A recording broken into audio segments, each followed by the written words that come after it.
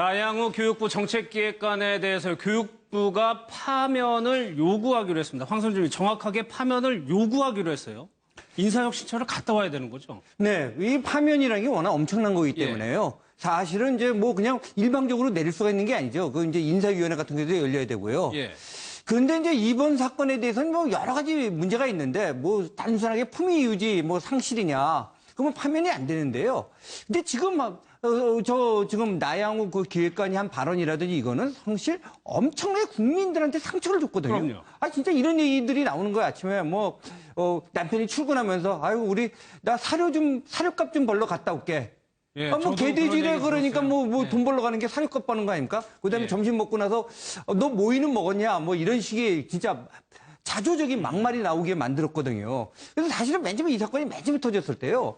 혹시 또 이렇게 좀 앞뒤를 자르고 특정 부분만 해서 너무 모욕적으로 쓴 거 아닌가 하는 생각도 해봤어요. 저도. 그러니까 왜냐면 내용이 너무 황당하고 험악해서. 그러니까 믿을 수가 없어. 믿을 수가 없어서요. 예. 근데 이제 현장에 있었던 취재 기자들, 그 다음에 이제 녹음한 걸 들어보면은 거꾸로 기자들도 황당해갖고. 예. 혹시 술 먹고 약간 과도하게 실수하거나 농담한 거 아닌가.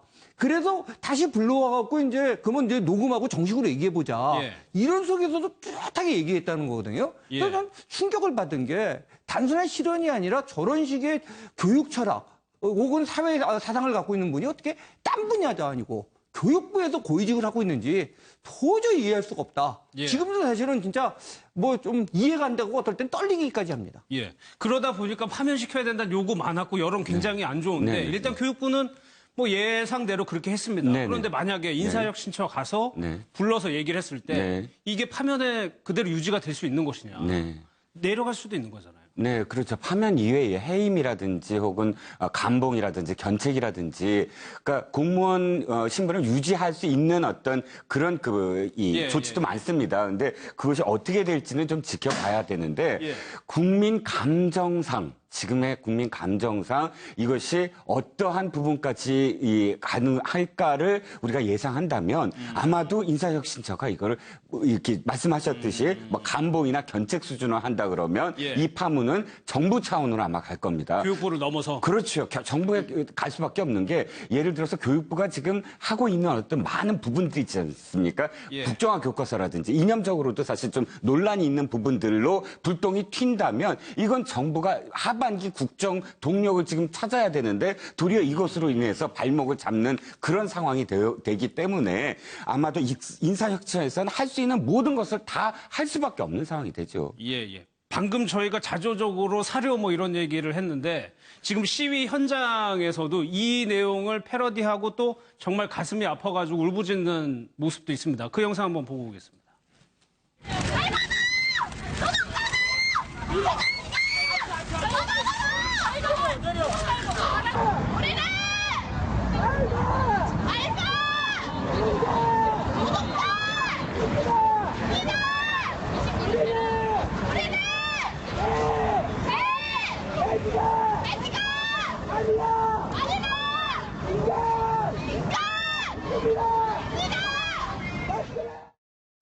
오늘 오전에 알바노조의 시위 현장인데 저런 식으로 굉장히 저렇게 얘기하면서 저도 이 순간에도 굉장히 참담한 생각이 들긴 하거든요. 그러니까 사실 이제 문제는 뭐 단순히 감봉 정도로 안 끝난 건 100%인 것 같습니다.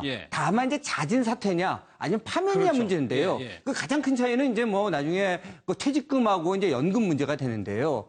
이제 일부 공무원들은 이런 걱정을 해요. 진짜 파면시키고 싶지만 법리적으로 따졌을 때 이거 갖고 파면이 되느냐는 문제를 따지는데요. 저는 이런 생각을 했습니다. 제가 뭐 변호사도 아니고 법리를 모릅니다만은 지금 나 기획관의 말은 그야말로 반헌법적인 발언을 한 겁니다. 신문제를 구속하다는 건 대한민국의 민주공화국이라는 걸 정면으로 도전한 발언입니다. 그렇기 때문에 저는 충분히 파면시킬 수 있는 요건이 갖춰졌다고 생각합니다. 지금 뭐 인터넷상에서는 갖가지 패러디들이 난무하고 있는데 글쎄 좀 좀 씁쓸하죠. 이런 거. 네. 그러니까 지금 우리나라 사회가 가장 지금 이 화합과 소통, 통합 이런 주제가 왜 화두가 떠오르냐면 그렇지 못하기 때문에 그게 화두가 떠오르지 않습니까? 그런데 이번 사태가 가장 크게 문제가 되는 건 일대 99의 사회가 구조가 지금 완전히 공공연하게 공인된 사회가 돼버렸다는 거죠. 이 기획관의 말로서. 그렇기 때문에 99의 자조감, 그리고 99의 실망감, 스스로 1%에 진입하지 못하는 이유가 이런 사람들 때문에 우리가 1%에 진입하지 못하는 게 아닌가. 불공평한 사회다. 이렇게 이념적으로 대립하는 그런 이 분위기가 조장된다면 사실상 굉장히 큰 손실이거든요. 우리나라 사회의 어떤 구조상. 그렇기 때문에 빨리 어떤 좀 이성을 우리도 좀 찾아야 될 것 같습니다. 그런데 시간이 지나면은 혹시 이게 잠잠해지기를 기다리는 건 아닐까? 어제요, 국회 나와가지고 나 기획관 얘기를 했는데 거짓말 논란도 일고 있습니다. 애초에 얘기했던 거하고 국회 나와서 얘기한 것이 다릅니다. 한번 들어보겠습니다.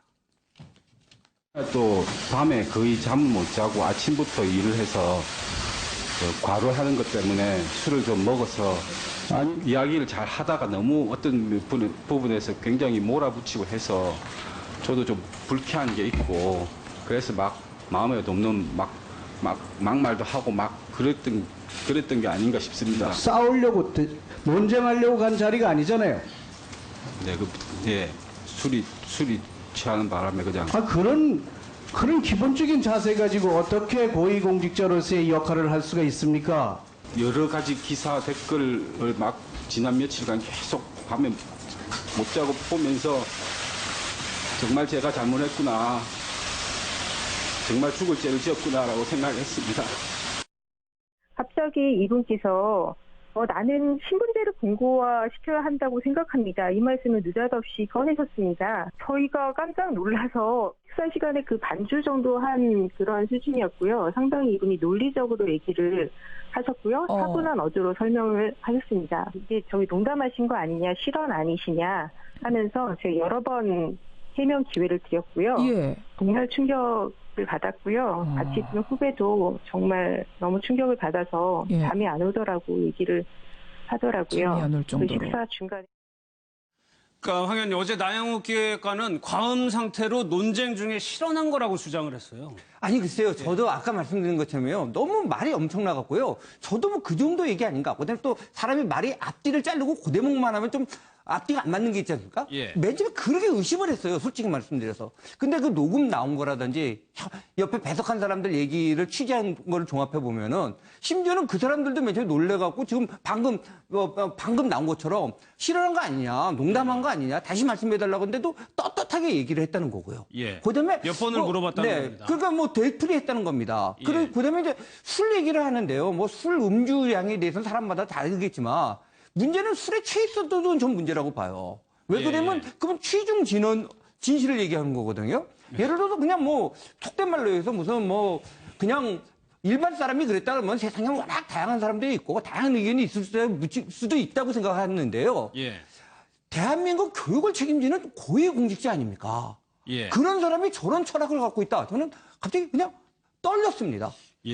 그러면은 나 기획관이 혹시 나중에라든가 소청이라든가 소송 등으로 항변을 할 때 이거는 목격자랑 다 증거가 있기 때문에 반박을 충분히 할 수가 있을 것 같아요. 그렇지요. 일단은 지금 그 대변인이 있습니다. 이쪽 그 교육부에서는 동석한 대변인과 또 한 사람의 공무원이 있습니다. 물론 그 대변인이 어저께 그 청문회가 아니라 그 상임위에서 자기는 자주 기자들과 뭐 전화를 하느라고 못 들었다 이렇게 지금 회피를 했는데 그럼에도 불구하고 어쨌든 동석한 2명의 공무원과 이쪽에 그 기자들 3명 이 사람들이 일관된 증언을 한다면 이것은 뭐 어떤 해명을 하더라도 사실 돌이킬 수 없는 게 지금 뭐 계속 황 의원 말씀하셨지만 소명 기회를 계속 줬거든요, 기자는. 그렇기 때문에 상당 시간 동안 이 사람이 이야기한 부분들이 일관된 어떤 흐름이 있었다는 것이죠.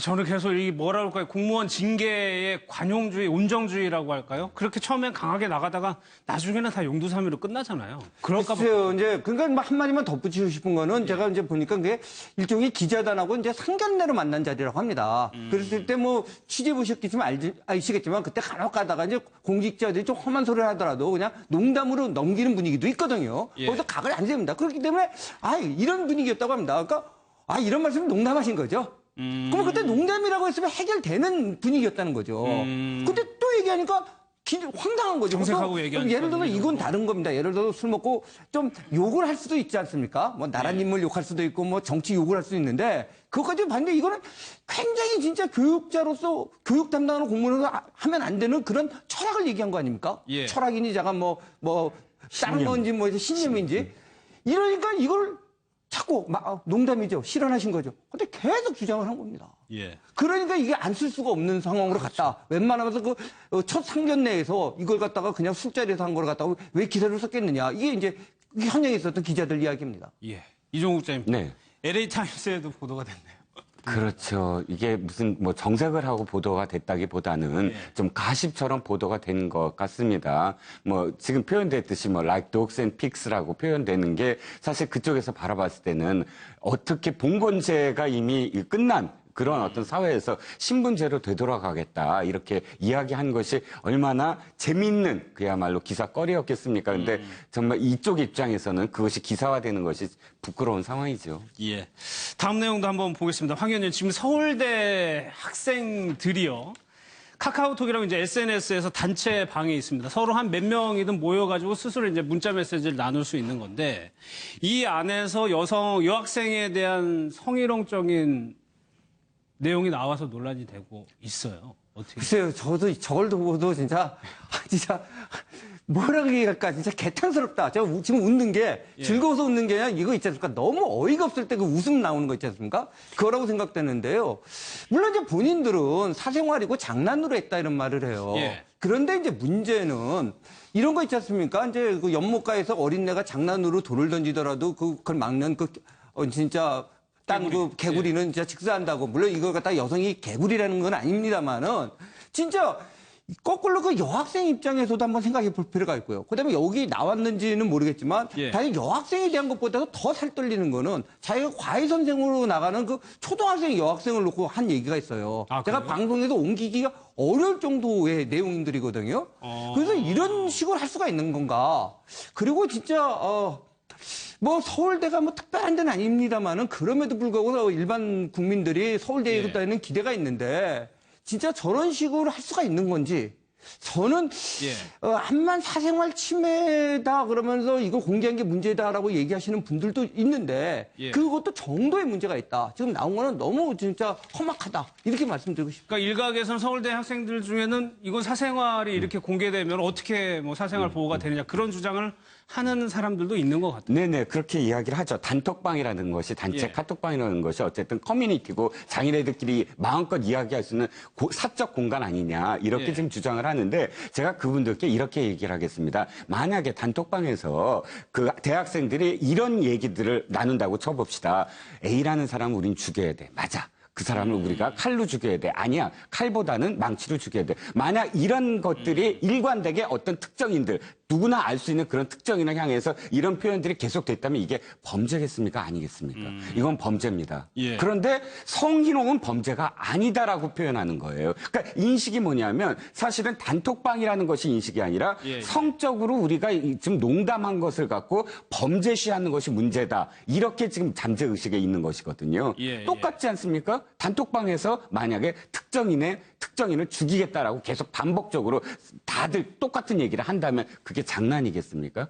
아니죠. 범죄입니다. 그러니까 인식 자체가 뭐 일반화시킬 수는 없습니다. 요즘에 대학생들이 그렇게 좀 성을 희화하고 상품화 이런 식으로 좀 접근을 하는 건가요? 그러니까 이런 생각도 해봤습니다. 이것도 뭐 다양한 의견이 있습니다만은 뭐 자기네들끼리는 단톡방에서 약간 성적인 농담을 할 수 있다고 봅니다. 성인이니까. 근데 지금 보면은 실존하는 특정인을 등장시키지 않습니까? 이름이 나오잖아. 네. 근데 그러면 이건 범죄입니다. 예를 들어서 그냥 뭐 성인 나온 남자들이 뭐 그냥 뭐 약간 음담패설을 공개적인 거 자기네들끼리 좀 늘어났다.